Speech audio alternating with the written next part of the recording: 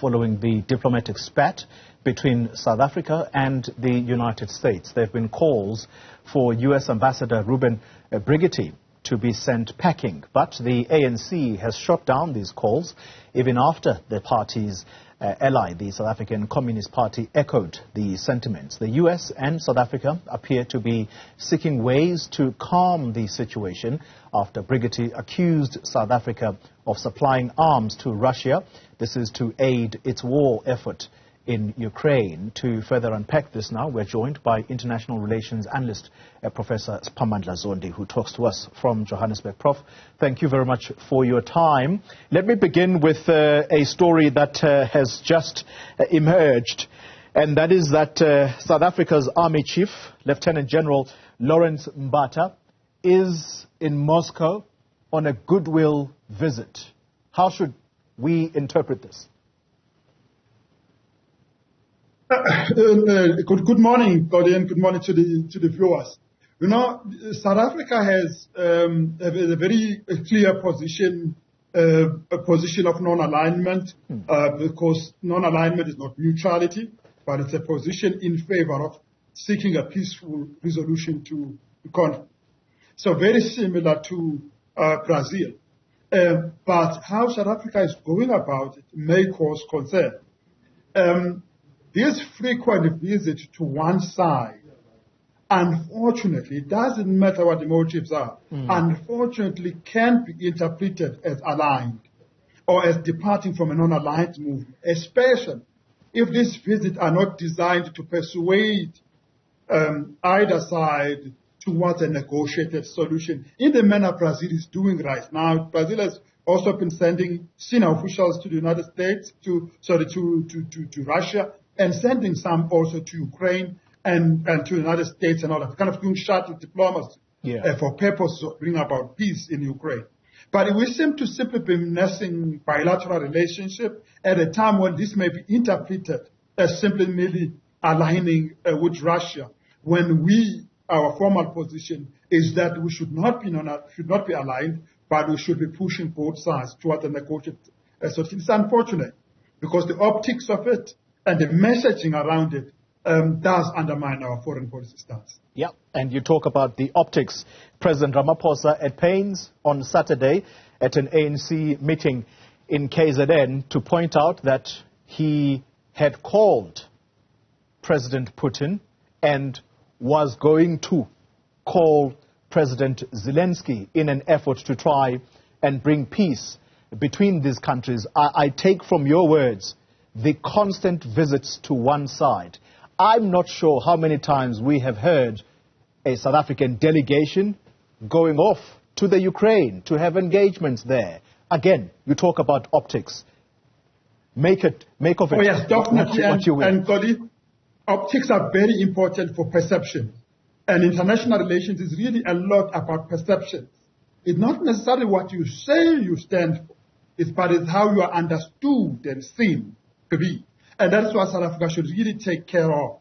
You must take care of this because you need the relationship, both with the East and with the West, with Russia and with Ukraine, on grain and agriculture and all that.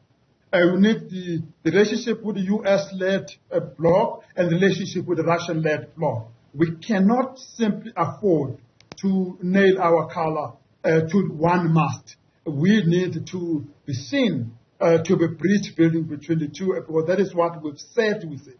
Because it would be unfortunate at a time when public trust in public institutions has been shown to be in decline, at least since 2014, for us to be seen to be speaking left and walking right. At the same time, President Ramaphosa stressing this point, and I quote here, that they are under extraordinary pressure as a country to abandon this non-aligned position. Do you think that ultimately South Africa will have to nail its colors to the mast, or we're going to keep at it? Yes, let me just quickly say what the presidency released as having been the actions of the president by calling Putin and calling him not about bilaterals only, but about how do we assist in solving the situation in the war in Ukraine. And then saying that it's going to be calling Zelensky in Ukraine was an accurate plan, was a good move. But we haven't seen communication now about whether there was a communication with Ukraine and what would be the next step, whether we'll be sending envoys to continue to build up this momentum, sending envoys to both sides, senior ambassadors, senior ministers, to really work on this so that we are seen to be non-aligned. And South Africa is under pressure, of course, to align. It always was. That's the nature of the system. It's binaries. Two forces are fighting over the attention for Africa, and South Africa is very important in this. And we can see it with about 4 very senior visits from the United States that came to South Africa to persuade them on this. But it doesn't help if South Africa is going to do a non-alignment reckless. These pressures will then be given even more influence on South Africa. I don't think South Africa under the ANC will move from that position on the basis of persuasion by others. But it can move from that position on the basis of not being fidelis in actually focusing on it and actively doing non-alignment rather than saying you are doing it and be found to be a bit muddied up. Prof, as we conclude our conversation, in picture I have President Cyril Ramaphosa, who is receiving the Prime Minister of Singapore. This is a visit that is aimed at strengthening ties. You are talking about visits. We have seen visits, particularly from European countries, who have visited South Africa on state visits, and they've made it clear where they stand on this Russia-Ukraine conflict. What do you think is, how should South Africans look at these visits? By the way, is it part of that concerted effort to try and make South Africa, in a way, abandon this position to say, we're here to strengthen these bilateral ties, but you also need to help us along with our effort in trying to condemn Russia?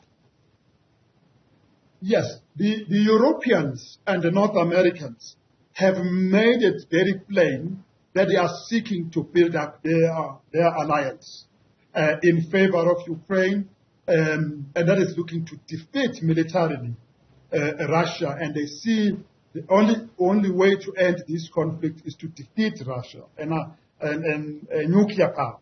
It's quite a tall order they have in mind. And they're seeking to get more countries in this, and that's why we have these visits to Africa from the West. But I think the visits from the other, such as the visits from Asia and all of those, they could talk about where they stand on this, because they too, whether they openly say they side with the West or openly say they non-align, they are generally non-aligned.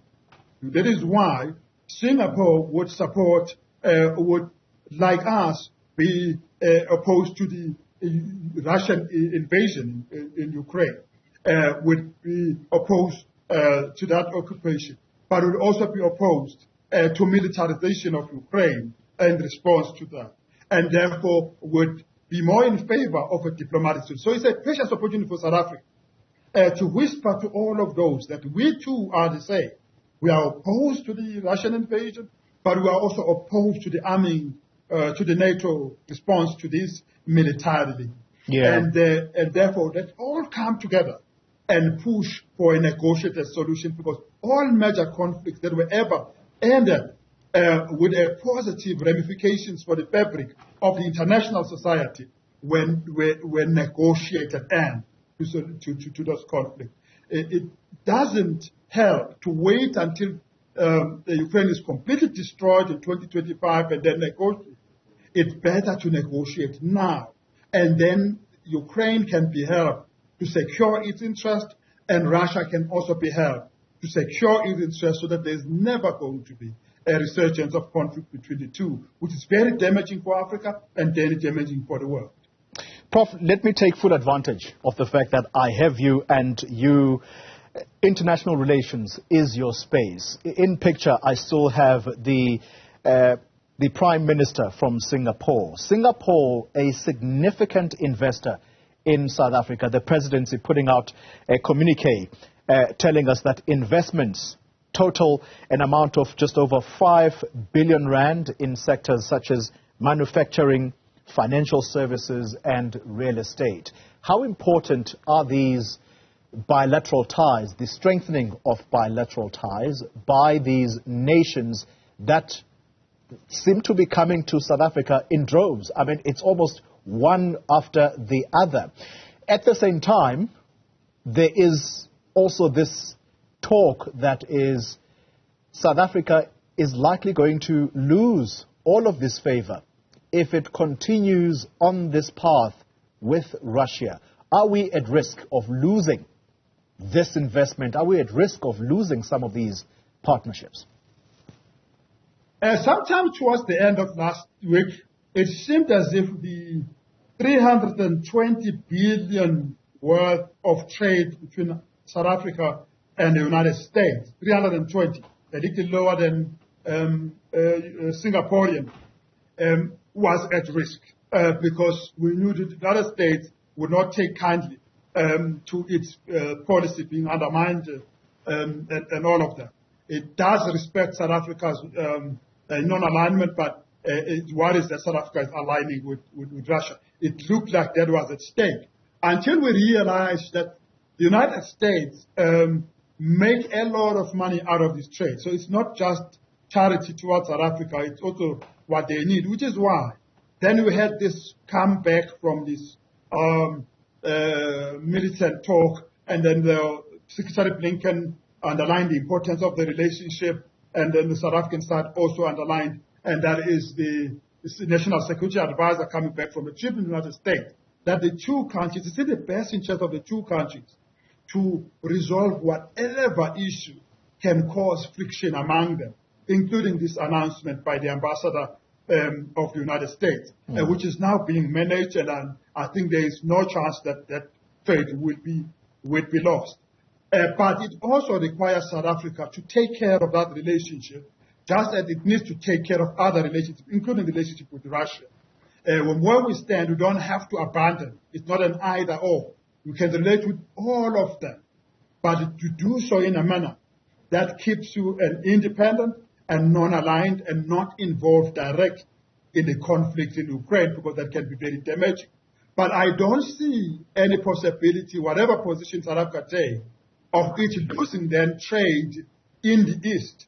If you look at the Singaporeans, South Koreans and all that, they are much less political about their relations, but they are much more transactional about it. As long as the logistics are okay, as long as the means of trade are okay, they will continue to trade until the United States imposes sanctions on South Africa, because that would limit their ability to trade with us. And that is why we have to take care of the United States relationship, because it has the possibility of harming all the other relations, because a bulk of our trade is still conducted in the US dollar. Prof, let me ask you this final question, and it is something that politicians will always be angry about, and I don't say that lightly. To do a comparative study of South Africa's foreign policy, and I'm going to be convenient and take it from the era of the Mbeki presidency, the Zuma presidency, to where we are now, would you say that we are in a situation where our foreign policy outlook is focused, has not been messy, even despite what some people view as a very, very shaky foreign policy, given some of the decisions that have been taken recently, including the announcement about our international, the International Criminal Court. Do you think that when you do a comparative study between these administrations, where have we been strongest? Of course, there is no question that for a number of reasons, the period between 1999 and 2008 was our strongest period. followed by the period between 1994 and 1999. So the Mbeki period and then the Mandela period, and then the last two periods have been a huge challenge for foreign policy. The environment has not been very conducive globally, with the global financial crisis coming immediately at the beginning of the Zuma administration, and then all manner of crises, the Libya war, then the Syria issues and the Israel issue. It's been very, very difficult. But it's also been partly difficult on the basis that whereas in the Mandela era and the Mbeki era, the presidents were foreign policy presidents. The presidents really took foreign policy very seriously, and they handled it and used envoys, and they really cultivated the relationship very energetically in the political area. The last two have not been very foreign policy presidents, and they kind of deferred to the machinery, the foreign policy machinery. As it should happen anyway in established countries, that the foreign policy machinery should be able to manage diplomacy on its own, but not in our case, not at this moment. So we needed a little bit more injection of energy from the presidency, working very closely with the ministry. I must just though say that the current foreign minister has really been very good.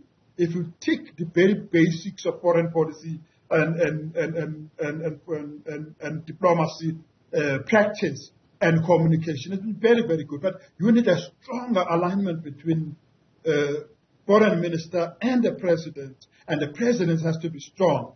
So we'll have to wait to see who the president appoints as an international relations advisor, because that will be a critical fact in elevating the presidency in this, so that there's not many messaging, there's no loss of direction, that there's no movement this side and that side. So we don't have the Department of Defense taking a trip to Russia without thinking about what the implications are in terms of the messaging the president was making just over the weekend. Yeah. So we need a little bit of coherence, and we need a little bit of energy for foreign policy, where foreign policy is not just investment gunnery, but it's about managing the entire posture, the entire thing. Because, again, Cody, we are a small country in the world, and we rely on our ability to manage our pedigree, our integrity, and our image, because that is our currency in the world. We don't have huge armies and huge economies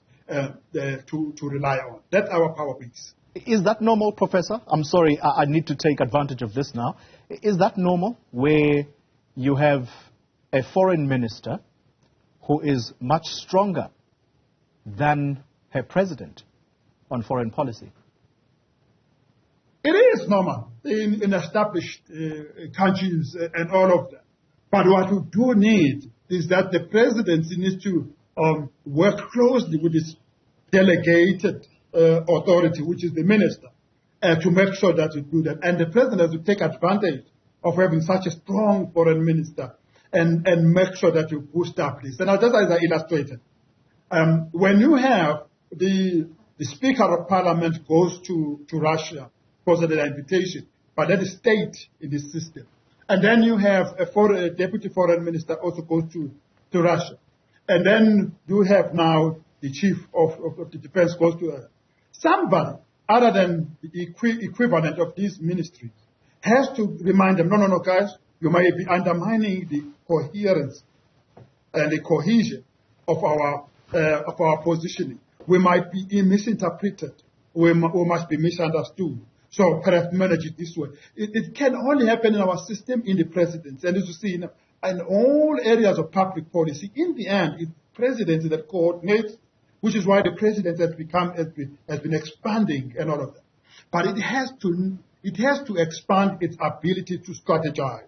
It has to expand its ability to do foresight, its ability to give guidance, and its ability to coordinate across the range of public policy, including in foreign policy. And that is what perhaps the president needs to focus on now, strengthen that, because the National Development Plan itself in Chapter 7 talks about strengthening that centerpiece of our foreign policy, which is in the presidency, actually. International Relations Analyst, let me thank you very much for your insight there, Professor Siphamandla Zondi.